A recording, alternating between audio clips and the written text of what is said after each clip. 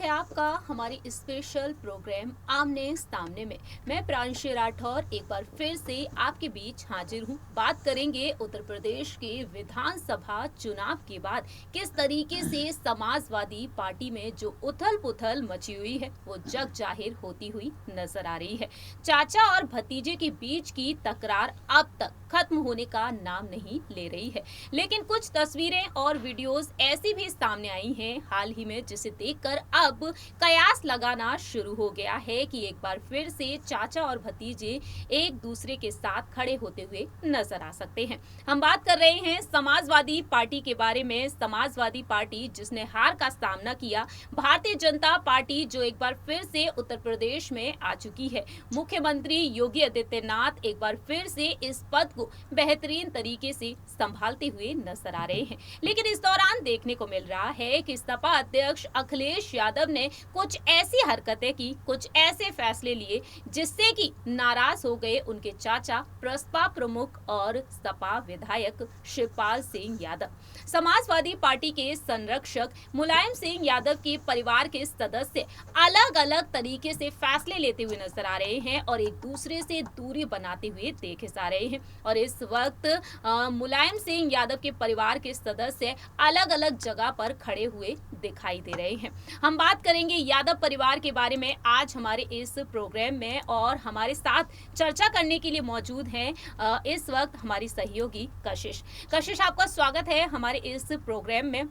हम बात करें यहाँ पर सबसे पहले शिवपाल सिंह यादव के बारे में। शिवपाल सिंह यादव जिन्होंने अपनी नाराजगी को जाहिर किया अखिलेश यादव को लेकर कि जब उन्हें विधायक दल की बैठक में बुलाया नहीं गया और उन्होंने काफी अपमानित महसूस किया था और वह अपने भाई के पास पहुंचे, भाई से मुलाकात की और फिर अपने घर इटावा वापस लौट गए। और ऐसे में अब अलग अलग अटकलें लगाई जा रही हैं, कभी बीजेपी में शामिल होने को लेकर तो कभी उनकी खुद की पार्टी के लिए। तो ऐसे में आप क्या कहना चाहेंगे शिवपाल सिंह यादव के बारे में? और हाल ही में जो तस्वीरें सामने आई हैं, जब लखनऊ में एक कार्यक्रम में पहुंचे थे शिवपाल सिंह यादव और वहां पर दोनों ही बगल में बैठे हुए नजर आए थे सोफे पर, दोनों के चेहरे पर मुस्कुराहट देखने को मिली थी, लेकिन शिवपाल सिंह यादव ने वहां पर भी ऐलान कर दिया। तो क्या आपको लगता है क्या यहाँ पर चाचा और भतीजे एक बार फिर से साथ में नजर आ सकते हैं? देखिए, पूरी तरीके से इस बात की पुष्टि नहीं की जा सकती कि दोनों साथ में नजर आएंगे या फिर नहीं नजर आएंगे, लेकिन जिस तरीके से प्रांशु आपने शुरुआत की यहाँ पर कि जब विधायक दल की बैठक हुई थी तो उस समय पर यहाँ पर नहीं बुलाया गया था शिवपाल सिंह यादव को, ये कह के कि यहाँ पर जो विधायक है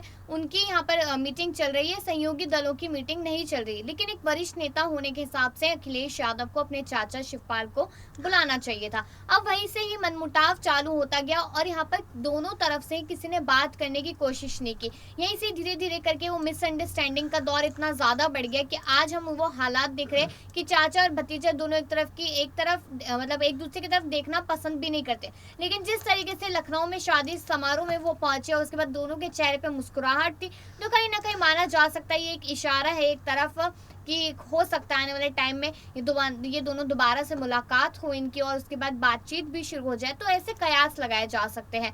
लेकिन यहाँ पर जिस तरीके से सवाल अभी भी उठ रहा है कि आखिरकार कब अखिलेश और शिवपाल एक होंगे, क्योंकि समाजवादी पार्टी का हाल हम लगातार देख रहे हैं कि चुनावों के बाद से पार्टी पूरी तरीके से बिखर चुकी है। हर कोई अपने अपने फैसले यहाँ पर लेता नजर आ रहा है और मुलायम सिंह यादव हर किसी से मतलब कि पार्टी को वापस से इकट्ठा करना चाहते हैं, एकजुट करना चाहते हैं, लेकिन वो चीज़ यहाँ पर पॉसिबल होती नजर नहीं आ रही है अभी तो। लेकिन कयास लगाए जा रहे हैं कि शायद वो समय जल्द ही आएगा जब यहाँ पे शिवपाल सिंह यादव और अखिलेश साथ नजर आएंगे। लेकिन प्रियांशु सवाल ये भी तो यहाँ पर उठ जाता है कि अगर दोनों साथ होते नजर आएंगे तो सबसे पहले झुकेगा कौन, क्योंकि अखिलेश यादव ने झुकने को तैयार नहीं है। जिस तरीके से अखिलेश यादव झुकने के लिए बिल्कुल तैयार नहीं है, क्योंकि यहाँ पर शिवपाल सिंह यादव जो सपा विधायक रहे हैं 5 बार और अब भी वह सपा विधायक हैं, और ऐसे में 6 बार यही पद हासिल करने के बाद वह काफी अनुभवी नेता साबित होते हैं। ऐसे में उन्हें पार्टी में सिर्फ और सिर्फ सम्मान चाहिए, वो उन्हें मिलता हुआ नजर नहीं आ रहा है। लेकिन बीते कुछ दिनों पहले जो खबरें आई थी कि मुलायम सिंह यादव उनसे मुलाकात कर सकते हैं।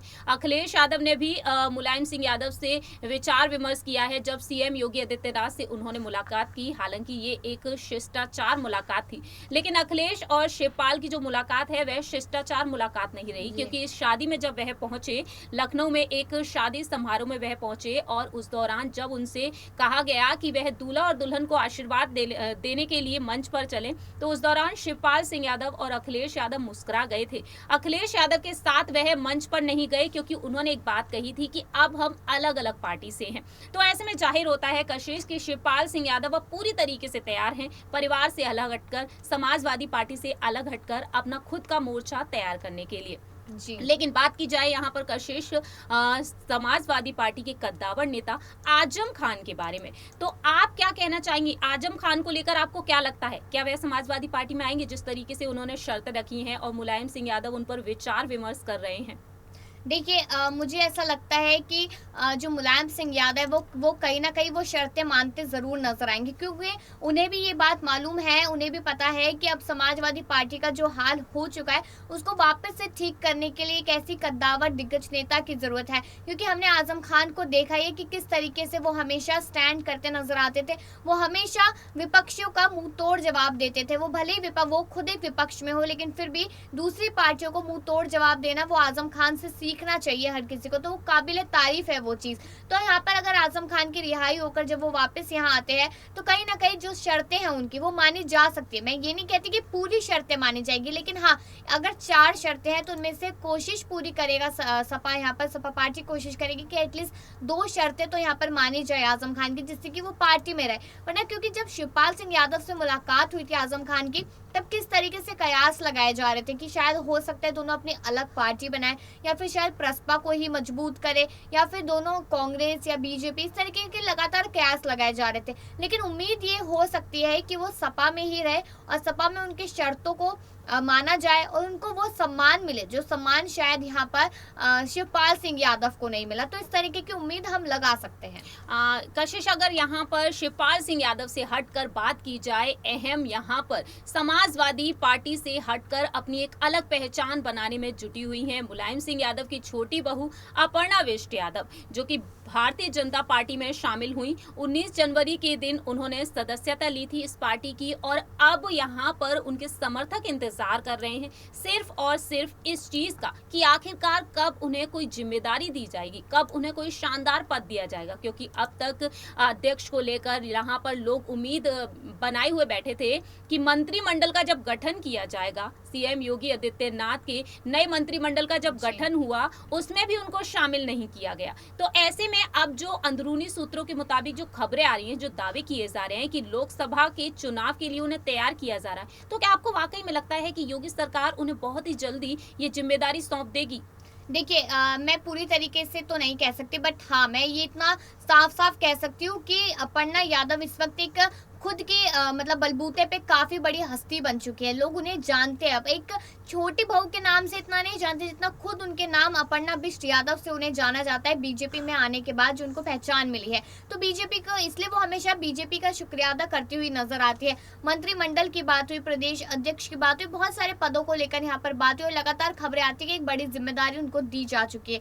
तो जिम्मेदारियां तो उन्हें एक के बाद एक दी जा रही है, तो उम्मीद उनको सिर्फ एक परफेक्ट कैंडिडेट बनाने की जा रही है यहाँ पर कि वो परफेक्ट कैंडिडेट बने, लोगों के बीच में स्टैंड कर पाए और लोकसभा चुनाव 2024 में है तो उसके लिए उनको पूरा प्रिपेयर किया जा रहा है। यहाँ पर वो एक बहुत बेहतरीन कैंडिडेट हो सकती है, क्योंकि जब उन्होंने सपा को छोड़ के भाजपा को ज्वाइन किया था तब काफी लोगों ने उनका आलोचना की थी, लेकिन उसके बाद जब वो पार्टी में अपनी एक पहचान बनाने लगी तो वही लोग उनकी तारीफ करते नजर आते थे कि सब यहाँ पर यादव परिवार में से एक बहू बाहर निकली और उसने आज अपने लिए खुद स्टैंड करना सीखा है। तो मैं इस बात को कह सकती हूँ कि 2024 के जो चुनाव है उसके लिए एक बड़ी जिम्मेदारी या उनको एक बड़ा पद देने की यहाँ अंदरूनी तैयारी चल रही है और उम्मीद लगाई जा रही है कि यहाँ पर भारी बहुमत से अगर खड़ी होते हैं चुनावों में तो भारी बहुमत से अपर्णा यादव यहाँ जीत हासिल कर सकती है। कशिश, आपसे एक आखिरी सवाल है, बहुत ही कम शब्दों शब्दों में आप जवाब दे सकती हैं। हम आपको बता दें कि अगर अपर्णा बिष्ट यादव को कोई शानदार पद मिलता है, केंद्र में बीजेपी की सरकार है और ऐसे में अगर लोकसभा चुनाव के लिए उन्हें तैयार किया जा रहा है, उन्हें कोई जिम्मेदारी मिलती है,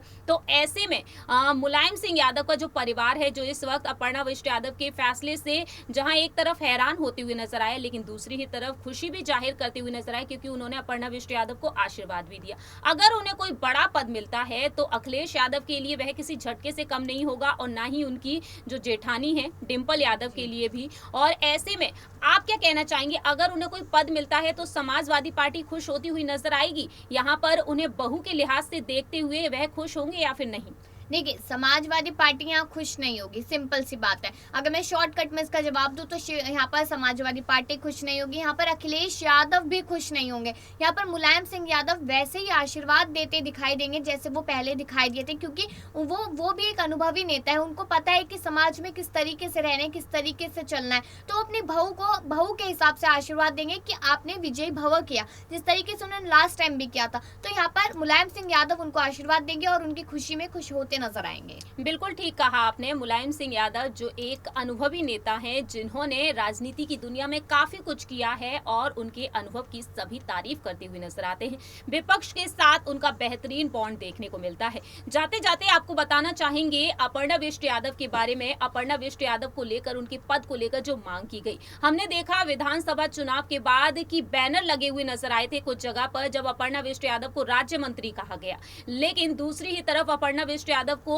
अध्यक्ष के पद पर लेकर मांग की गई। सोशल मीडिया पर लगातार जब पोस्ट शेयर करती हुई नजर आती हैं, उन पोस्ट में देखने को मिलता है कि भाभी जी कहते हुए लोग उनके काम से खुश होते हैं। दरअसल अपर्णा बिष्ट यादव हाल ही में कई कार्यक्रम का हिस्सा बनी और एक कार्यक्रम में तो योगी आदित्यनाथ और दोनों ही डिप्टी सीएम भी नजर आए और अपर्णा बिष्ट यादव को लगातार छोटे मोटे कार्यक्रम में मुख्य अतिथि के तौर पर बुलाया जा रहा है, उन्हें सम्मानित किया जा रहा है और वह अपने विचार विमर्श रख रही हैं अब अपने कार्यक्रम में। और धीरे धीरे अब उनकी जिम्मेदारियां बढ़ रही हैं और अपर्णा बिष्ट यादव का ये काम अगर काफी ज्यादा बेहतरीन होता है, जनता को पसंद आता है, तो जाहिर सी बात है अपर्णा बिष्ट यादव को जल्द ही कोई शानदार पद मिलेगा, जल्द ही कोई बड़ी जिम्मेदारी मिलेगी जो शायद पूरी देश की आवाम के लिए काम आ सकता है।